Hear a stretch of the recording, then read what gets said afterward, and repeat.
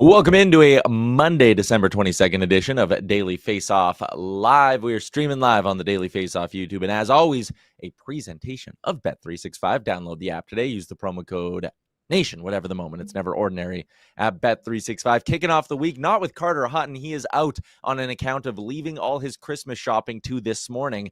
So instead, I have a guy who would never leave anything until the last moment. Always well prepared and dialed in. And that is Colby Cohen. Hello, Colby. Thank you for doing this today. Oh, come on. With all the times you're getting up early and bailing us out on Morning Cup of Hockey, it's an honor to be able to return the favor.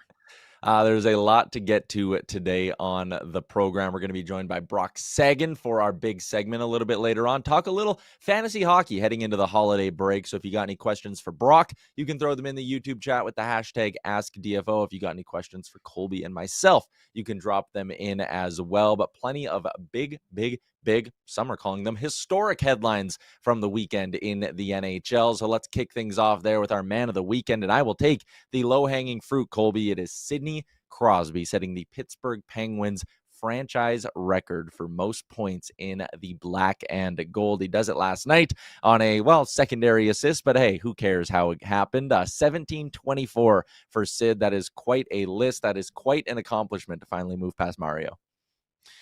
It is, and we really flushed this out. And I just want to call out the fact that Mario's points came in 915 games, which, is quite different than what Sidney Crosby did. And Johnny and I had this whole debate. Look, you're talking about two guys that, when all's said and done, these are guys that you're arguing to put on your Mount Rushmore. And what Sidney Crosby has done, a lot of people say that he saved the National Hockey League coming into the league after the lockout. The rivalry with him and Ovechkin. I think about all those days on, NBC on Saturday afternoons or Sunday afternoons when, the Pittsburgh Penguins were in that window and shown all over America and Stanley Cups and franchise records and staying with one franchise. There's so much you love and you appreciate. And then how about he's still playing at such a high level at his age, Tyler? It is remarkable what this gentleman has meant to hockey and to the National Hockey League. Well, and I like that you bring up that high level, because I was sitting here going like, man, it's so crazy to think the expectations he came in with, very similar to a LeBron James, right? When LeBron was coming into the NBA, and it was basically well, yeah, it's like, how is this guy going to succeed, right? Like, how would LeBron succeed? How would Sid succeed when the bar is set so high? And then you look back through his career, everything he's done, the electric goals he was scoring when he was Sid the Kid, the Golden Goal, the Stanley Cups, all that stuff. And then I kind of caught myself and I'm like, well, hold up. I don't want to eulogize Sidney Crosby's career here, because he's still clearly got a lot of gas left in the tank. But one thing that I find interesting is that you can tell as Sid's aging and he's got a few more grays in the beard and grays in the hair, you can tell he's a little bit more aware of these moments than maybe he was in the past. And that's why, Pat, if we have the video, we can play it. Here's Sidney Crosby talking after the game about what doing this in front of the home fans kind of meant to him.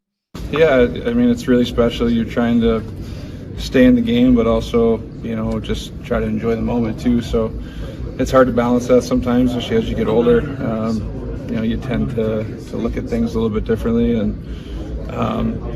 seeing the crowd go quiet when Mario's message came on, that was pretty special. And if you don't understand the impact he's had here, and you're here tonight, I think you understand it a little bit better now, given just how quiet it got. And I think if there was any example of respect, I think it was that there, and it was really cool to see that.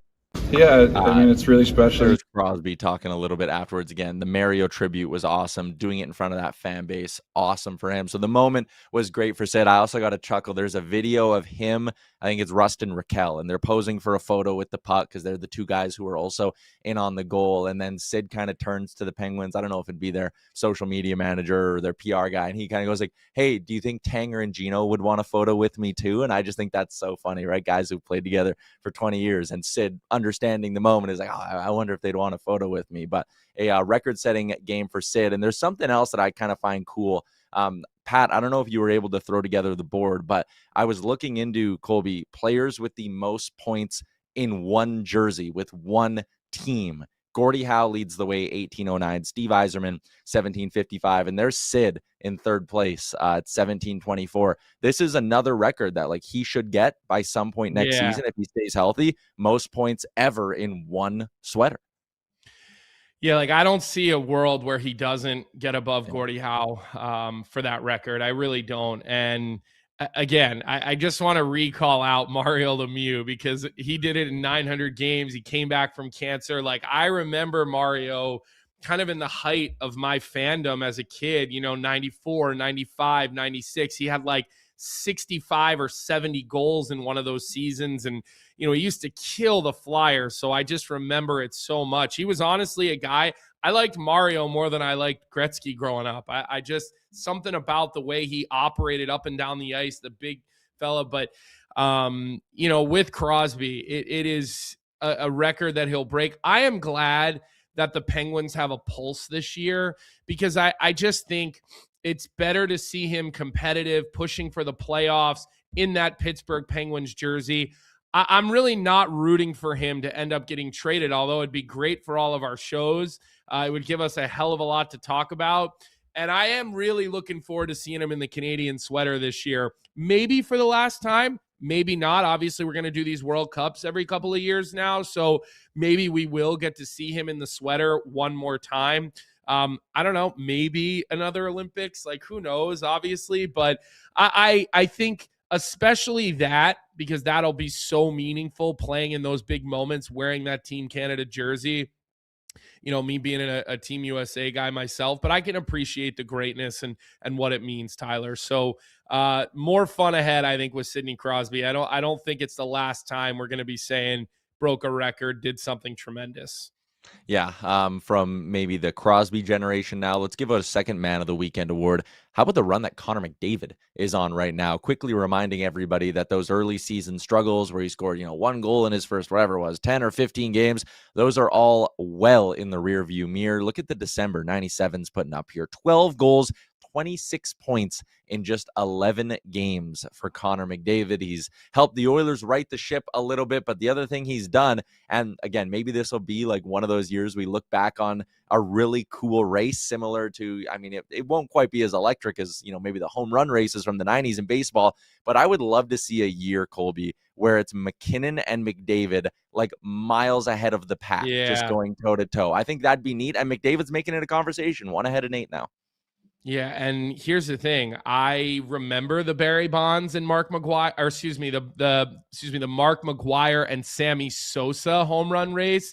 I was in elementary school when that was happening, and everyone was so into it. Obviously, no cell phones back then. There weren't flat screen TVs all over the school, but somehow teachers would get these TV sets, they'd wheel them into the classrooms, and we would honestly be watching their at-bats. And, I'm not even a huge baseball guy, Tyler, so hearing you bring that up definitely brings back some cool memories. Look, these two guys, man, they're different. They really are. When it comes to the offensive side of things, the two of these guys can create and go to a different level than everybody else, with Connor still in the pole position, I think, as far as the guy and the GOAT right now in the National Hockey League. Connor McDavid, 3 different 4-point nights already in the month of December, and he's only played 11 games. It's just wild stuff. But McDavid's on a great run, and that's a nice parlay to maybe he's the hottest player in hockey.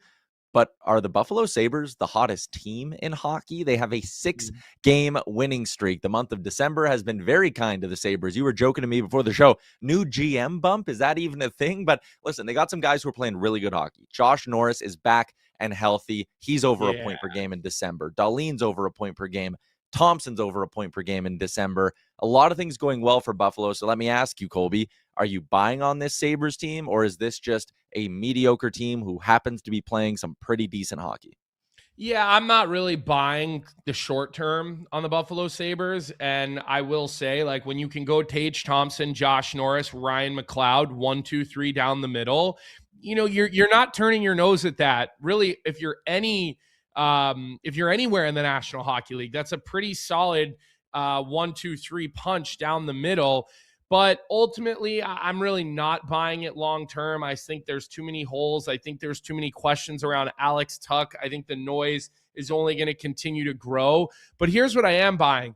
I'm buying hope for the first time long term. I think Jarmo Kekalainen is a very, very competent general manager. Okay, I think it's the first time you're looking at that. You're going, all right, it's not a first-year guy. It's not a guy thrown in. Like Jason Botterill, he was a general manager there. That was his first time being a general manager, right? And then you go to Kevin Adams, who was the youth hockey director in Buffalo or whatever before he became the general manager. Well, now you go to Jarmo Kekalainen. He's operated in a smaller market, and he's had a long run of getting more with less, making pretty good coaching hires. He brings in Mark Bergevin, again, another guy who is a very competent hockey executive. I don't know much about Josh Flynn, who he just hired as well to be the assistant GM out of Columbus, but I'm looking at that now, Tyler, and I'm saying this team now has competent leadership running day-to-day operations, guys who know what they're doing. They know how to make trades. They have pretty good track records of doing things that aren't like,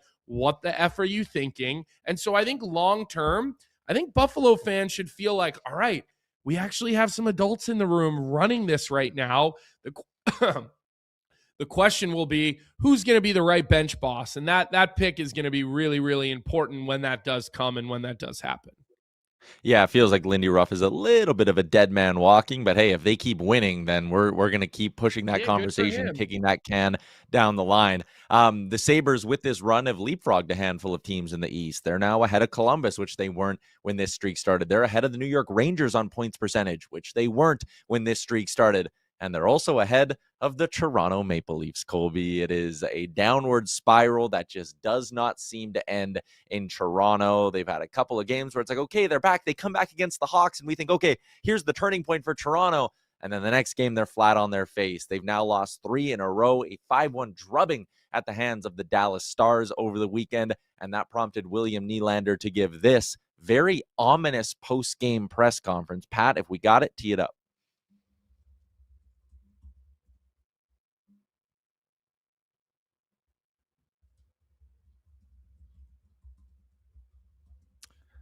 Maybe we don't have the audio on this one. Anyways, Colby, a very weirdly, I don't know the word to use with William Nylander here, but like he looks defeated. And I'm sitting here going like, it's December 21st when he's giving this press conference, and like Berube's telling the media to ask the players, and you know, Nylander's coming out and saying, I've never had a feeling like this in the NHL.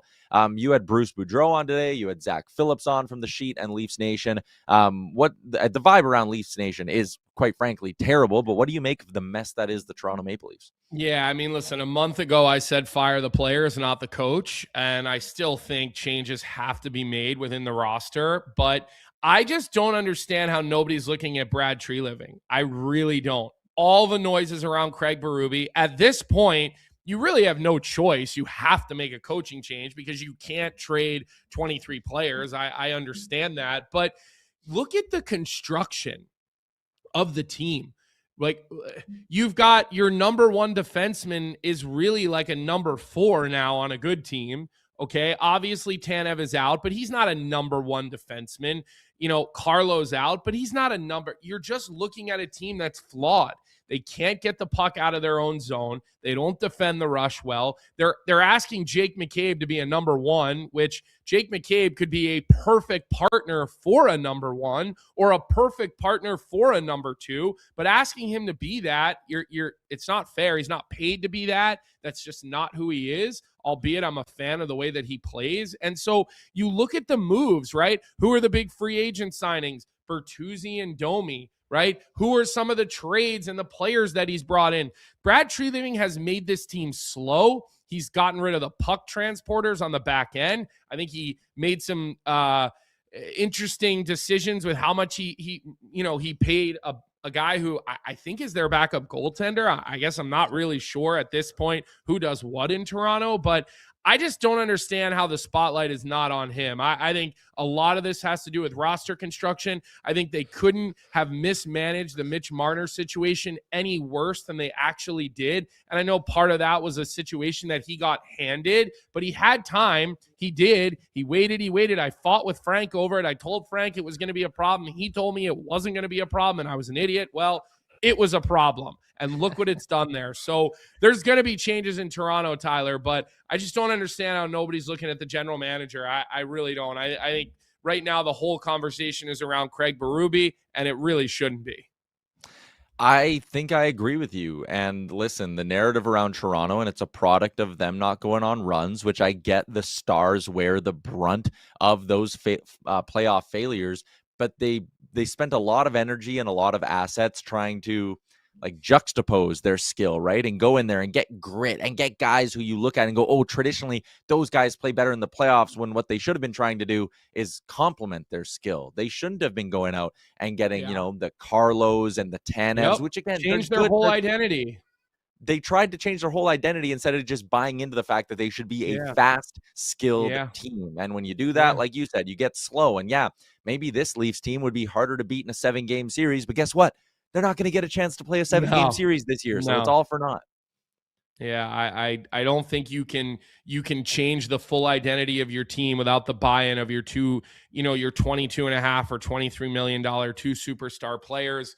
I still don't. John Tavares is not paid to be a big-time player anymore, so I think putting this on his shoulders is completely unfair, albeit he has disappeared in the last while after starting off really, really well, but this is such a roster construction issue to lose Mitch Marner and only end up with Waugh.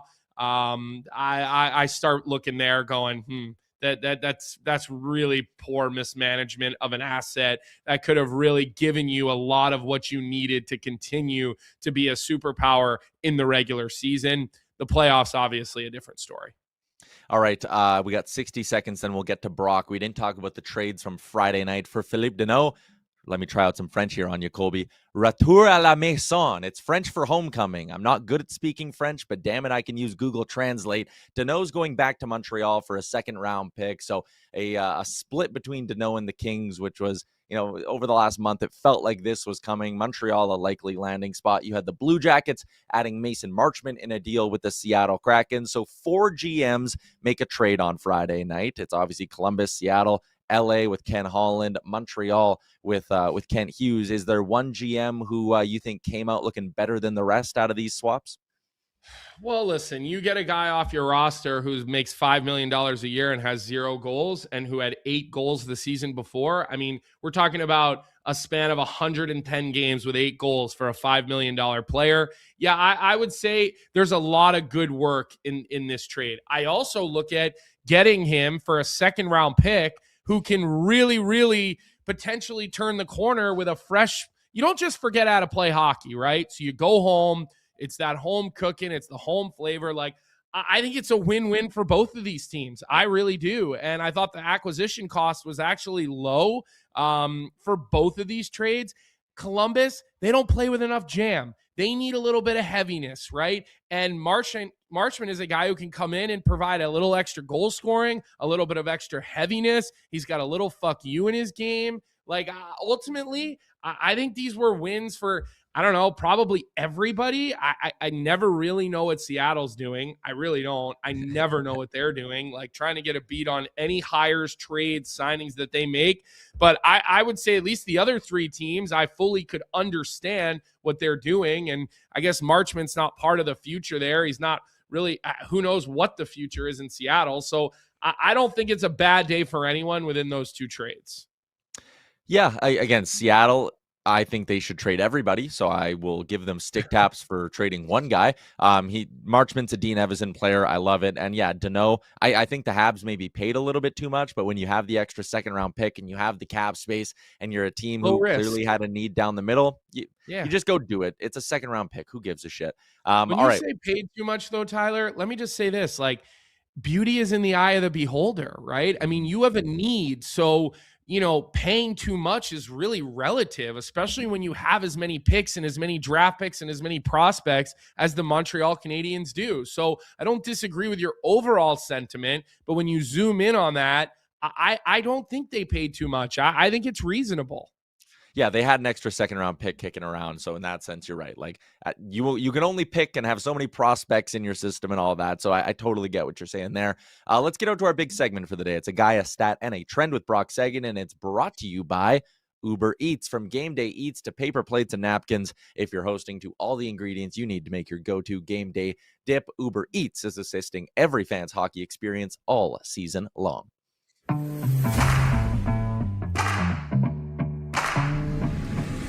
Always a pleasure to bring in our managing fantasy editor, Brock Seguin, to talk a little fantasy hockey. And Brock, pardon my French, but holy shit, you're looking festive. You got the Christmas lights all around you, the Santa hat. You're all in on the Christmas spirit. Yeah, happy holidays, fellas. I mean, I look forward to Christmas probably more than any holiday because it's like the one time of year I actually get a small break from work. So these 3 days coming up, pretty exciting times. I was just going to say, yeah, you have 3 days with no hockey. That's the best Christmas gift of all for someone who's always working through the line combos and starting goalies. But anyways, let's get to what you're here for. It's a guy, a stat, and a trend. Let's kick things off with a player in Nashville you got your eye on. Yeah, Luke Evangelista is my guy this week, 10% rostered in Yahoo leagues. And look, you guys were just talking about the Toronto Maple Leafs. Evangelista scored an absolute highlight reel goal over the weekend against the Leafs, and that gives him 3 goals, 11 assists, 14 points in his last 14 games. So he's been a point-per-game player for going on a month now. And Evangelista has always been a player that's had really good shot volume, but is always converted at a lower clip. He shoots just 8.7% for his career. So right now, averaging 4.7 shot attempts per game. If he's a guy that can start converting at a little bit of a higher clip, I mean, he's going to turn into a fantasy star. He's shooting 11.5% over his last 12 games. So he's capable.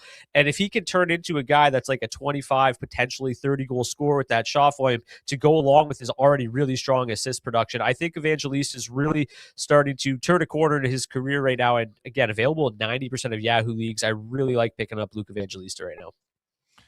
Brock, is there a stat around the National Hockey League right now that is jumping out to you that maybe some people aren't keying on? Yeah, so my stat, I mean, we'll tie it to Christmas a little bit here, but since Christmas of last year, JJ Peterka is tied for 10th in the NHL in 5v5 points. Over that time, he's 11th in 5v5 goals. He's 17th in 5v5 assists, and he's totaled 53 5v5 points in 82 games. That's ahead of the likes of Leon Draisaitl, Connor McDavid, Macklin Celebrini, Sidney Crosby. The list goes on and on. There's only 10 players better than him during that time. He's tied with Mitch Marner in terms of 5v5 point production. And I think like the reason I really wanted to talk about JJ Peterka is I feel like Josh Doan is getting a lot of the attention for the return that the Sabres got in that trade. And I don't think Peterka gets enough credit for how good he is and how good he's been. If you take a look at just this season, he's 7th in the NHL in 5v5 points, but has just 1 power play point. So the Utah Mammoth power play has been struggling all season. I think they're converting at like 15%, 4th worst in the league, something along those lines.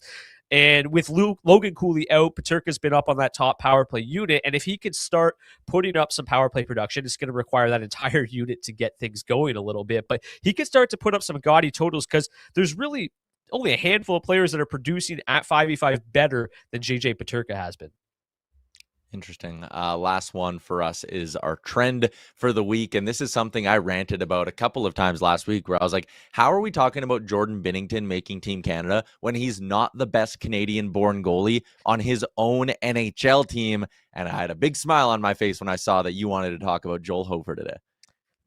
Yeah, I mean, it would have made a little bit more sense if they rolled with Joel Hofer tonight. Jordan Binnington gets the start in Tampa tonight, but I still think that Hofer has taken over the crease in St. Louis, and he's still just 13% rostered in Yahoo leagues. And Hofer has started 6 of their last 9 games. That's about to be 6 of 10 tonight, but since November 29th. So he had a really, really bad October. We'll break it down in a couple ways here. Since November 29th, he's 5-2 in his last 7 starts. He has the 5th best goals against average during that time. He has the 7th best save percentage, 933 during that time. And he has the 5th most goals saved above expected at 10.1 per Sports Logic during that stretch.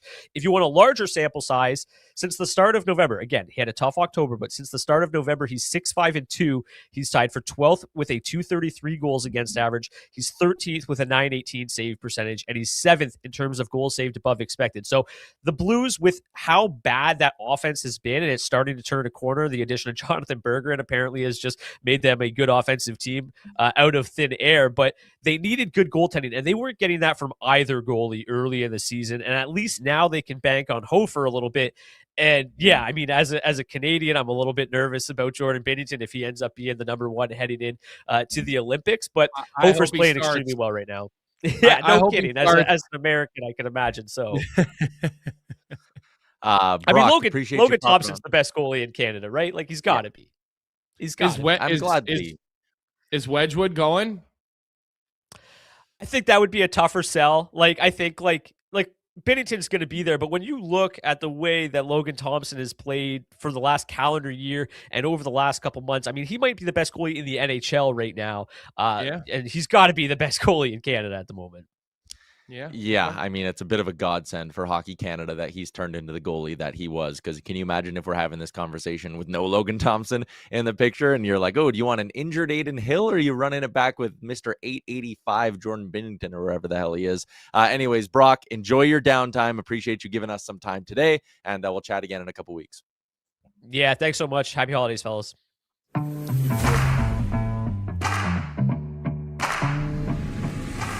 All right, Colby, let's get to our daily Faceoff inbox question, hashtag askDFO. You say no dumb questions in the YouTube, but the question was asked of us, would the Leafs ever consider trading Austin Matthews?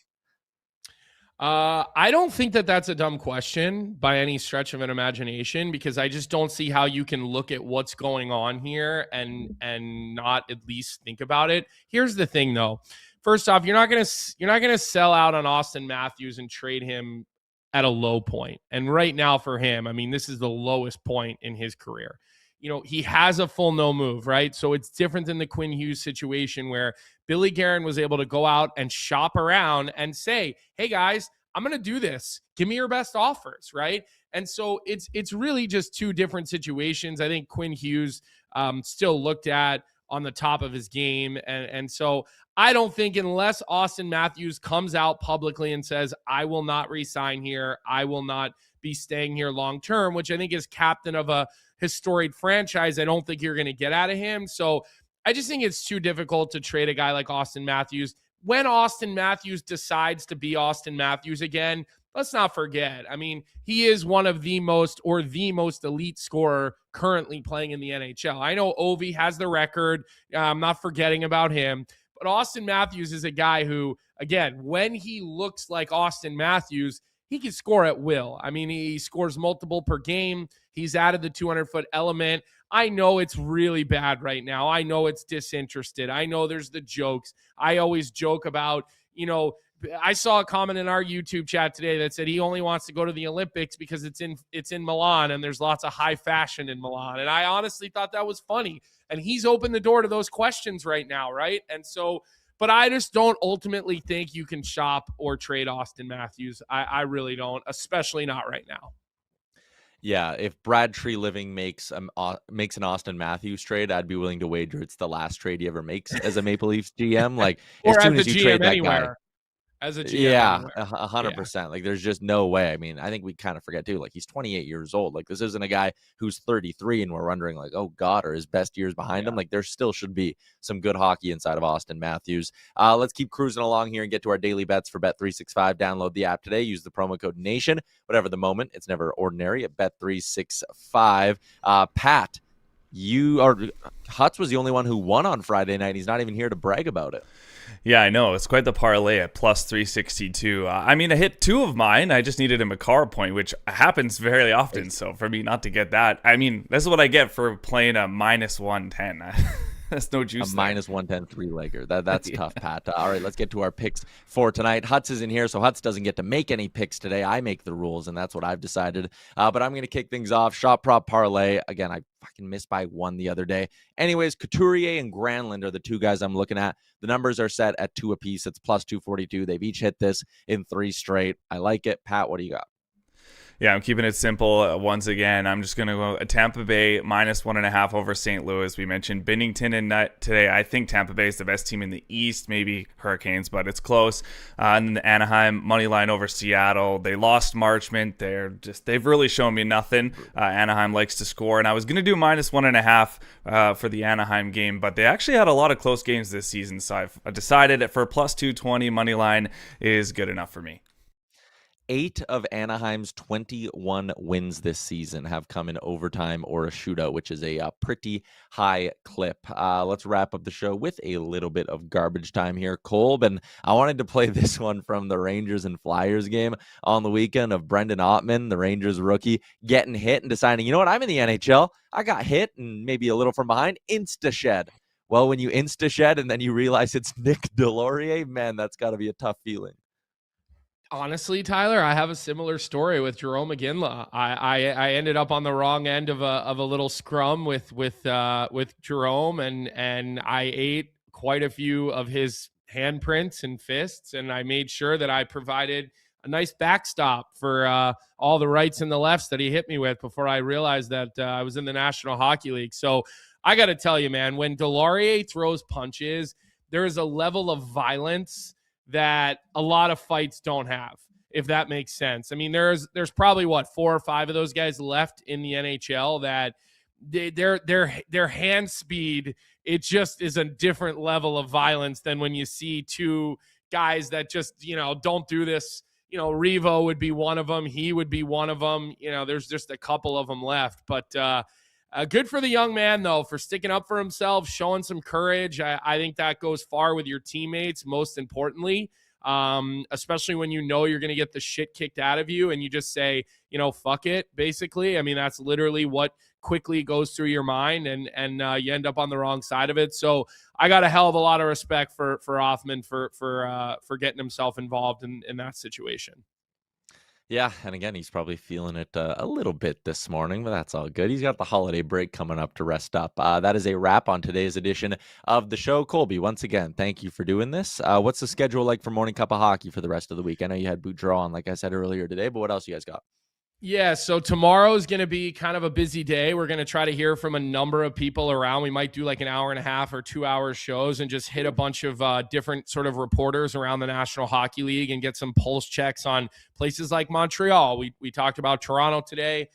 We kind of wanted to check in on Columbus because we want to know what to expect from Yarmo and Buffalo. And, obviously they're making moves in Columbus. So I would expect a really long show tomorrow if you're a Morning Cuppa supporter and you like the show, and then we'll be off Wednesday, Thursday, and then right back to it Monday, Tuesday of next week. So just 3 shows left for the rest of the year, Tyler. I don't know how we've managed to do that, but we don't work too hard there in the 9 a.m. slot, pal.